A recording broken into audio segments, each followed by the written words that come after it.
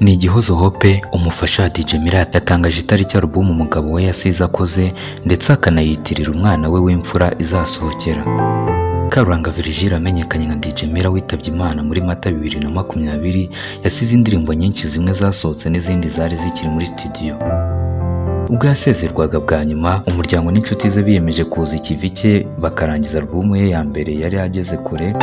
Mu itangazo rigenewe abanyamakuru umufasha wa DJ Mira ni Igihozo Hope yasohoye kuri wa 23 Ugushyingo 2020 yavuze ko album ya mbere umugabo we yasize akoze izajya hanze tariki enye Ukuboza 2020. Itangazo rigira riti iyi album y'indirimbo 10 yakozwe na producer Davidenko hariho indirimbo zinyuranye yakoranye n'abandi bahanzi b'ibyamamare mu Rwanda. DJ Mira akundaga cyane umwana w'umukobwa Karuranga Shan akaba n'imfura ye yanamwitiriye album ye ya mbere yise Shan. Iyi album Shan izaba iriho indirimbo zitigeze zisohoka ndetse nizo DJ Mira yashyize hanze zigakundwa nka Trainer yakoranye na Christopher, Boss yakoranye na Neri Ngabo, Belle yakoranye na Peace Jolie ndetse na Urban Boys, Stamina yakoranye na Social Mula, Iri Joro ni Be yakoranye na Dream Boys, Butera Knowless na Riderman kimwe na Emily Yosekwa yakoranye na Peace Jolie.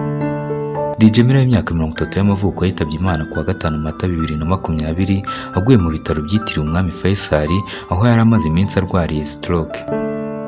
Uyu mugabo ni umwe mu bari bafite izina rikomeye mu mwuga wo kuvanga umuziki mu Rwanda, yacuranze mu bitaramo bikomeye yaba ibisanzwe ndetse n'iby'abanyacyubahiro, cyane ko yakunze kwiyambazwa mu birori byabaga binarimo abayobozi bakuru b'igihugu. DJ Mira yacuranze mu bitaramo bitandukanye bya rock events bikunze kuba harasirwamo ibishashi bitangiza umwaka. Yacuranze muri Wakawari ya Resi 2015 ndetse yacuranze mu birori byo kwita izina 2015 n'ibitaramo bya New Year's Vibes.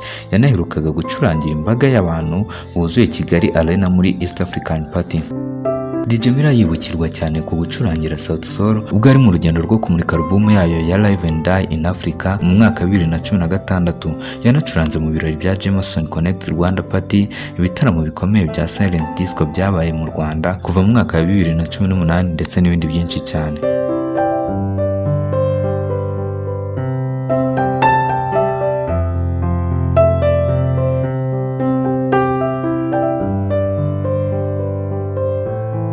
This is Room Jesus Entertainment. Kora subscribe dukomeze tugendane 5 kuri 5. Mwibutsa ko nandi wakora amakuru meza kandi yize batari kuri YouTube channel yacu Room Jesus Entertainment. Kora subscribe dukomeze tugendane 5 kuri 5.